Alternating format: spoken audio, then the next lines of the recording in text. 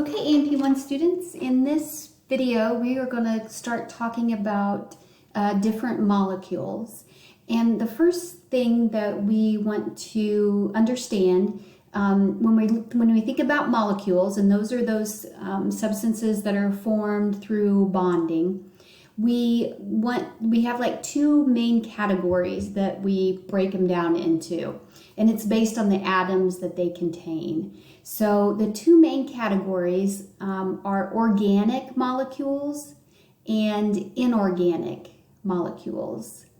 So the organic molecules are the molecules that contain the atom called carbon.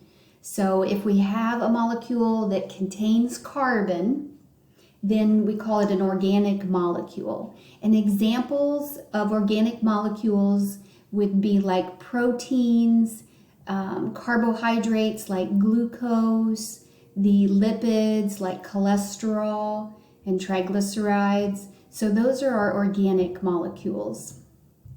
Now the other category of molecules is called inorganic molecules. And these are the molecules that do not contain carbon. So examples of those would be water. Some of the salts we talked about, sodium and chloride, magnesium chloride, the hydrochloric acid. We haven't talked about acids and bases yet, but we'll get to those. But hydrochloric acid would be an example. Those things are considered inorganic molecules. All right, so now that we know the difference between organic molecules and inorganic molecules, then now we're going to first talk about the inorganic molecules. So this video and the next video will be focusing on the molecules that are considered inorganic. And the first one that we want to start with is water. It's the most critical nutrient and component of our bodies. So we want to start with that as our first inorganic molecule. So let me go real quick to our objectives. So we are here, number 16.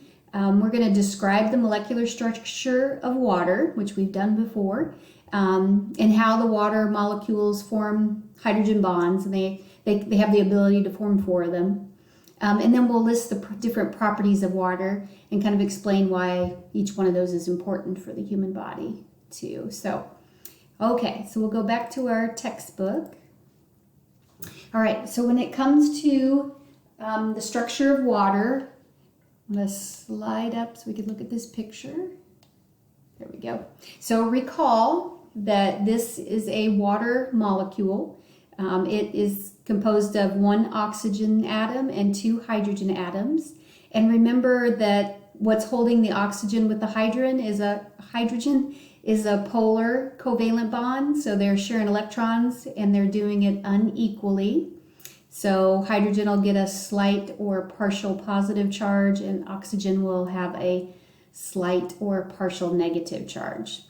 And then the sharing of these pair of electrons with this hydrogen atom is also going to give this hydrogen atom a slight positive charge or partial positive charge, and then the slight negative or partial negative on this side of the oxygen atom. So those are our little polar covalent bonds. They're sharing the electrons unequally, so we get a charges across this molecule. So that just as a reminder about water, because I think we've talked about that one before when we talked about polar molecules. So now this picture is just showing how whenever water molecules are all together, and realize that the human body is on average 65% made up of 65% water. So when the water molecules are all together, what they're forming is hydrogen bonds with each other. And each of the water molecules, so this one is the one we're focusing on right now, each of those water molecules has the ability to form four hydrogen bonds with the adjacent water molecules, the little water molecules that are next to them. So, and that's because this hydrogen atom will form a hydrogen bond with this water molecule, and the other hydrogen atom will form a hydrogen bond with this water molecule. And then because the oxygen atom has two partial negative charges, it can form a hydrogen bond with this hydrogen of this water molecule and a hydrogen bond with this hydrogen of this water molecule. So 4 total.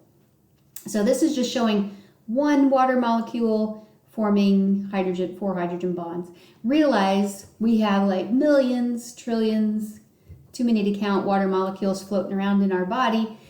And so we're going to have, each of these water molecules is going to have 4 hydrogen bonds with adjacent water molecules and so on. So all these hydrogen bonds are forming between all the water molecules. So when it's in the liquid state, which is what most of the water in the body is in the liquid form or state. We talked about things could be a solid or a liquid or a gas. So water is primarily a liquid in the human body.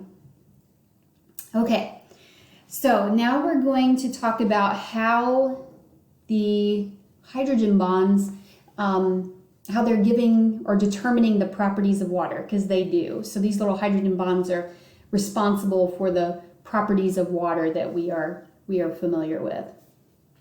All right, so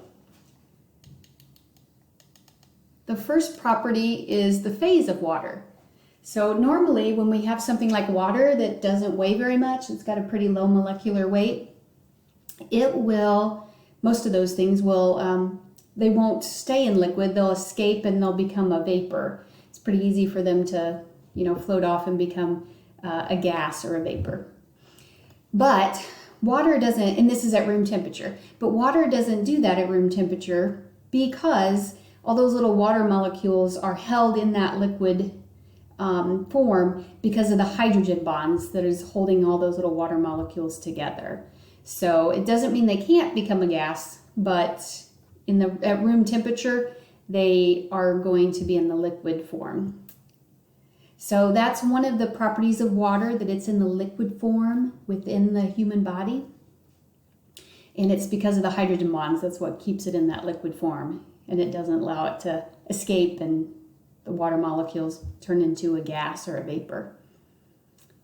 Okay, so the water being in the liquid form inside the body is very helpful because it allows us to transport things through our body, like through our blood or through our urine. So we can move things, substances throughout the body using this water-based fluid or liquid. So it's very important for transporting substances throughout the body. Another thing that the liquid form of water, why it's a benefit in the body, is it helps to lubricate. So having water, at least water-based fluids, between certain structures allows less friction. So it helps for lubrication. So think about your joints. That would be a good example of a area where we have some water-based fluids that allow for lubrication of those surfaces, bones that are connecting at joints. And then the other one is for cushioning. So if we think about, we have fluid, it's called cerebrospinal fluid that surrounds our brain and our spinal cord. So that's a water-based fluid that's in there, and that allows for cushioning. So if we have any sort of trauma, to our head or backs or something, the fluid in that space around the brain and spinal cord serves as a cushion for those important organs. So, all right. So that's the first property that we wanted to talk about, was just the fact that water is liquid at room temperature. And so it allows for transporting, lubricating, and cushioning within the body. Okay, our next property of water is talking about surface tension primarily. So you must realize that when we have water, the water that's on the surface, it's going to form hydrogen bonds with the adjacent water molecules, but realize it just has water molecules on 3 sides. So on the sides and kind of below. So whenever the hydrogen bonds are pulling, and they'll pull on those water molecules that are at the surface, they're kind of pulling them towards each other, and then also downward. So that kind of creates this little like skin surface on the surface of water. And so in this case, they call that surface tension. So that inward pulling of the forces on the water molecules that are at the surface. So it causes that surface water to be, those water molecules to be more tightly compacted together. And so you get surface tension. And in this case, in the body, because water has surface tension, specifically in the lungs, in the little air sacs, our body has to produce something to interrupt that surface tension and reduce it. Because if we don't have something to kind of decrease that surface tension that water's, has that natural property because of its hydrogen bonding, then what we can get is like the lungs will collapse. And we don't want them to completely, the lungs and the air sacs, we don't want them to completely collapse when we, exhale, because it would take so much energy to get them to fill up again. So it's not going to be very helpful to get a lot of oxygen in our bodies. So our bodies will make a product called surfactant, and the surfactant will reduce that surface tension it's on the surface of the water, and that little bit of water that's in the air sacs of our lungs. And so that allows for whenever we exhale, we don't have the water surface tension kind of pulling the air sacs and closing them off completely, kind of collapsing them. We have them, staying pretty much open between breaths. So that's one where that property of water, our body has to do something to kind of, eliminate that surface tension that water has. So that way we can have a normal functioning respiratory system. So we'll talk more about that one when we get to the respiratory system in ANP2. So we'll talk more about the cells that make that and talk more about surface tension. All right. And then the last two properties are the high specific heat.